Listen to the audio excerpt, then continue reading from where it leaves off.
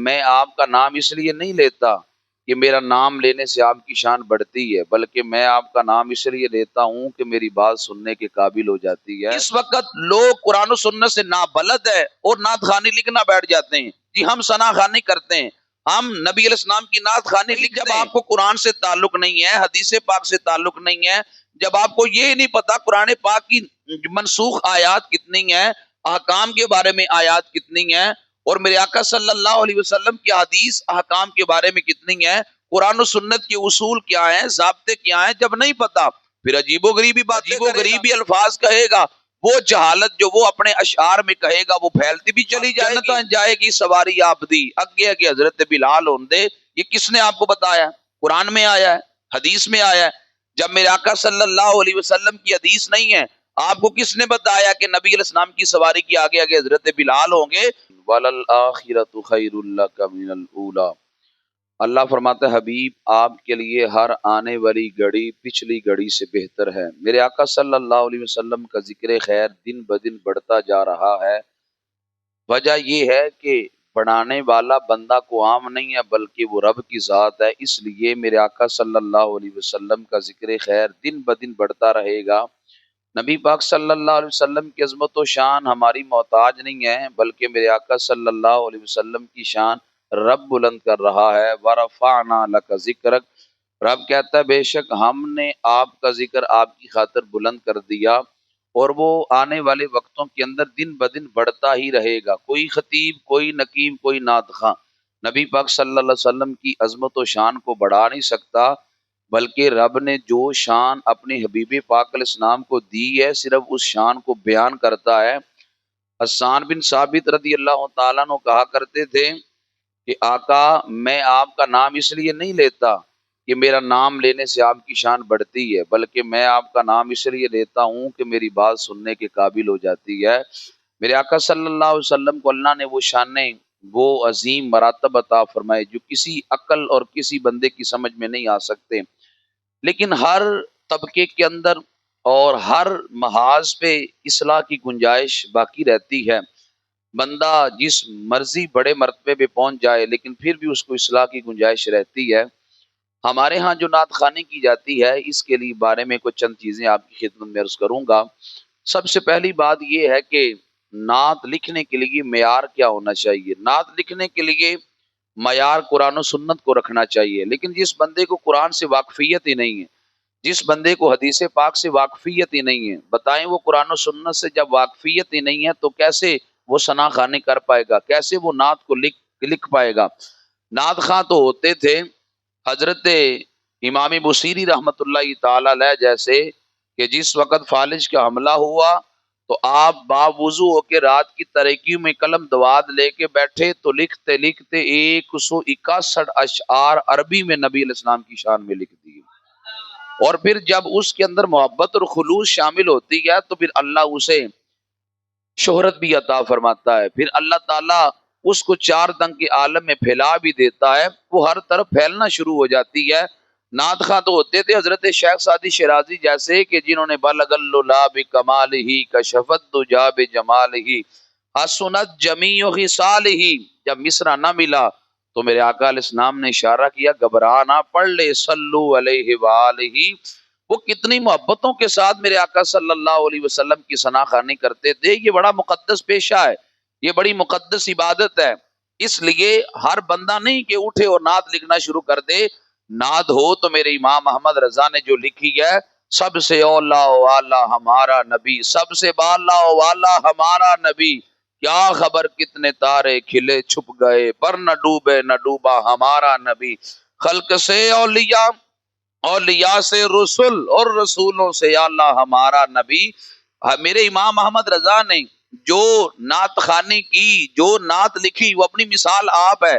میرے امام جو نعت خوانی کر کے گئے، جو نبی علیہ السلام کی نعت خوانی لکھ کے گئے، اس کو پڑھنے کے لیے بھی جگرا چاہیے، اس کو پڑھنے کے لیے بھی علم چاہیے، اس کو پڑھنے کے لیے بھی دیانت چاہیے، اس کو پڑھنے کے لیے بھی بندے کو دیانت دار ہونا چاہیے۔ میرے امام احمد رضا نے جو ثنا خوانی کی، اس وقت لوگ قرآن و سنت سے نابلد ہے اور نعت خوانی لکھنا بیٹھ جاتے ہیں۔ جی ہم ثنا خوانی کرتے ہیں، ہم نبی علیہ السلام کی نعت خوانی لکھتے ہیں، بھائی جب آپ کو قرآن سے تعلق نہیں ہے، حدیث پاک سے تعلق نہیں ہے، جب آپ کو یہ نہیں پتا قرآن پاک کی منسوخ آیات کتنی ہیں، احکام کے بارے میں آیات کتنی ہیں، اور میرے آقا صلی اللہ علیہ وسلم کی حدیث احکام کے بارے میں کتنی ہیں، قرآن و سنت کے اصول کیا ہیں، ضابطے کیا ہیں، جب نہیں پتا پھر عجیب و غریبی باتیں کرے گا، عجیب و غریبی الفاظ کہے گا، وہ جہالت جو وہ اپنے اشعار میں کہے گا وہ پھیلتی بھی چلی جائے گی۔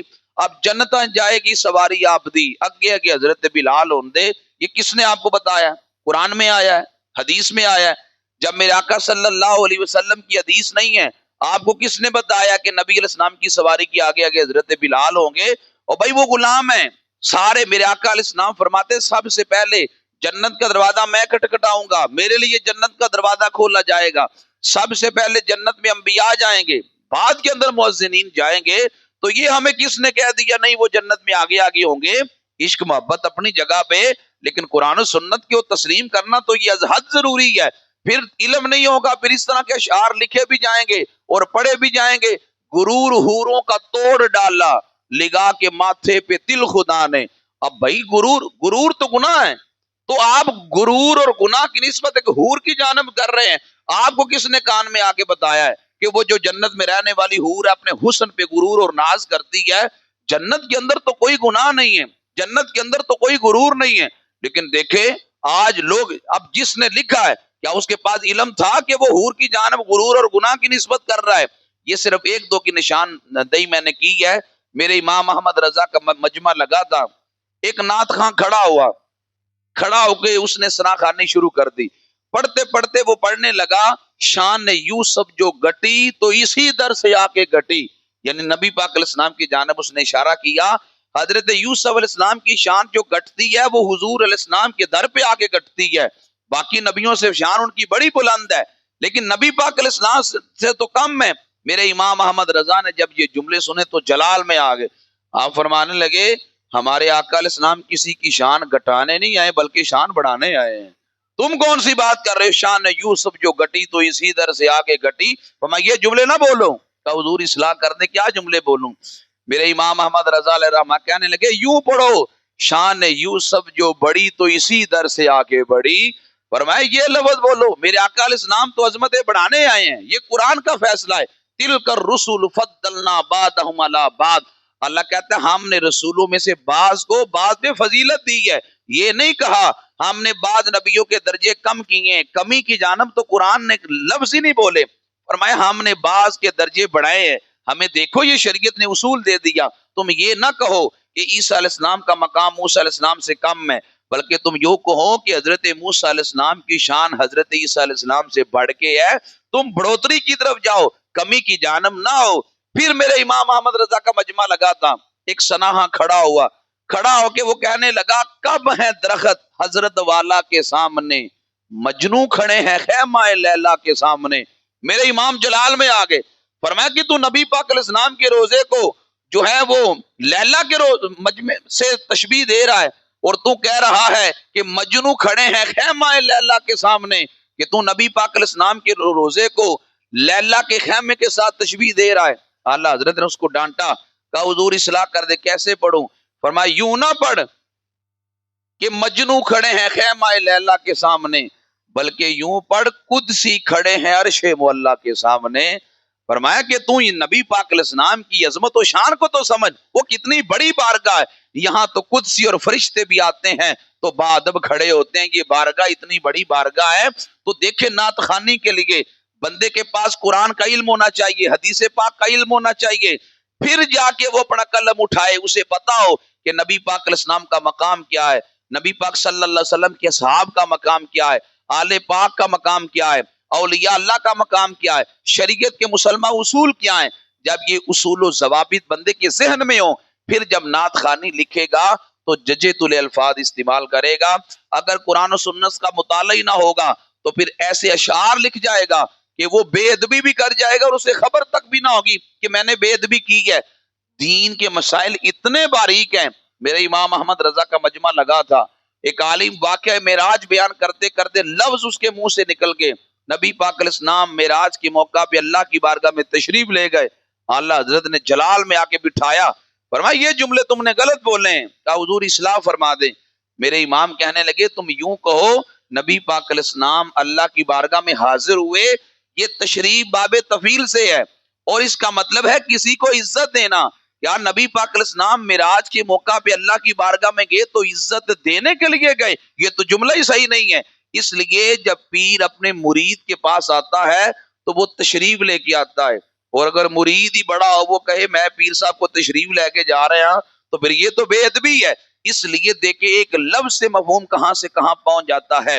اس لیے فرمایا گیا نعت خوانی لکھنے کے لیے نبی پاک صلی اللہ علیہ وسلم پر درود پاک نچھاور کرنے کے لیے نعت خوانی کی صورت میں فرمایا کہ تمہیں قرآن اور سنت کا علم ہوگا پھر قلم اٹھائیں گے تو تمہیں نفع ملے گا، اور اگر تمہیں اس کا علم نہیں ہے اور تم نبی علیہ السلام کی ثنا خوانی لکھنے بیٹھ جاؤ گے تو تم جگہ جگہ ٹھوکر کھا جاؤ گے. بعض اوقات بندے کے ایمان کا مسئلہ بن جاتا ہے، تو اس لیے یہ بڑا مقدس پیشہ ہے. اب تو اگر میں پیشے کی جانب جاؤں، جو حالات ہماری سٹیجوں پہ بنے ہیں، جو نعت خواں پیشہ ور ہماری سٹیجوں پہ کر رہے ہیں، وہ کسی ذی عقل ذی شعور سے ڈکا چھپا نہیں ہے.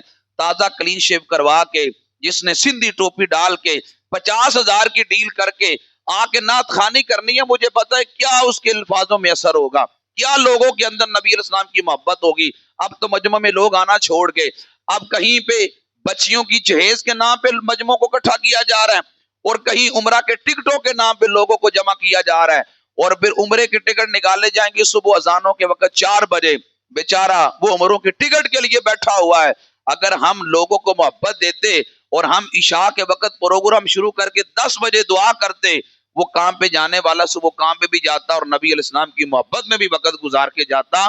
لیکن وہ ایک ثنا خواں تھا، وہ ابھی بھی ہے.